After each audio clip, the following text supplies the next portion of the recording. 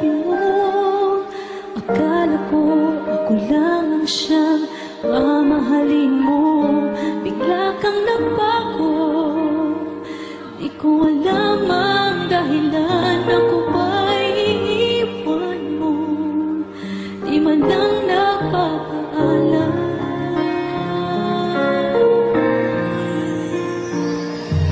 Nagtatanong kung ano ang gagawin para magbalik sa akin ang dating pagtingin.